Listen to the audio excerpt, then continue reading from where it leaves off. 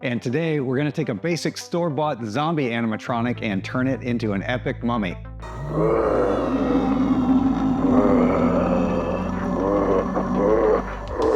First, let me tell you how the mummy costume came to be. A few years ago, a friend of mine invited me to join his horror trivia team for a Halloween event, but I only had a day or two to put the costume together, so I decided my costume would be, of course, a mummy. I didn't have a lot of time, but I knew I wanted to make something from scratch. So I grabbed a plain white morph suit, which is basically a hooded onesie, and I hot glued strips of white fabric all over it. To give it a more authentic look, I used nicotine and dirt spray to age the fabric. Cut off the morph suit's hood and put it on a styrofoam head form to make it easier to work with. Then I used liquid latex and rice paper to give it a classic mummy look.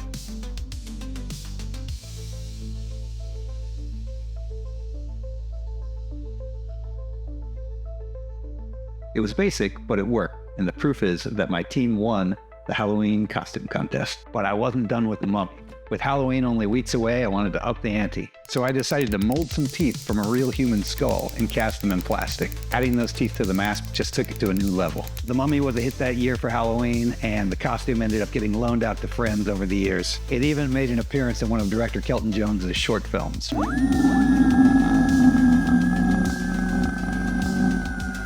Sadly, when I pulled the mask out of storage last year, it had become brittle and unusable. I wanted to be the mummy again for Halloween, and once again, I didn't have a lot of time, so I had to fix it up fast.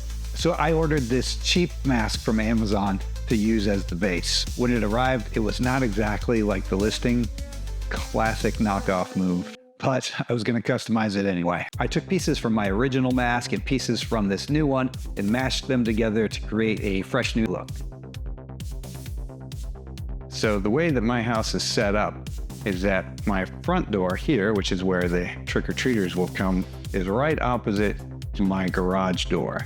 And this last year is where I was standing in the mummy costume. So that way, kids come here, they get their candy, they turn around, and they get a scare from the mummy.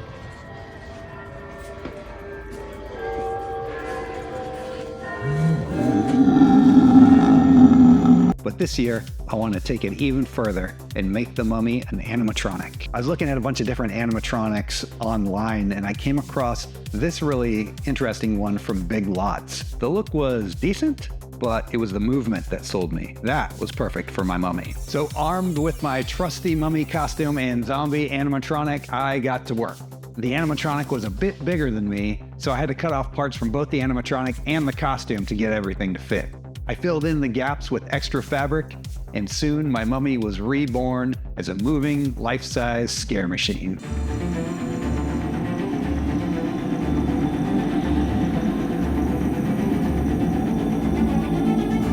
I want you to think of this as more than just a cool Halloween display. I want it to be a reminder that with a little bit of creativity, you can customize anything and make it your own. If you see something you like at a Halloween store, but you think you can make it just a little bit cooler, why not give it a shot? It's a lot of fun. It's a great way to make your Halloween display special, show off your creativity, and have something that no one else will have in their yard. And that's it, the ultimate blend of DIY costume making and animatronic magic.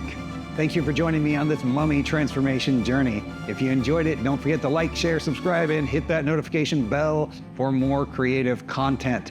I'm Clint Carney, and this is my trusty sidekick, William, and we are wishing you a happy Halloween.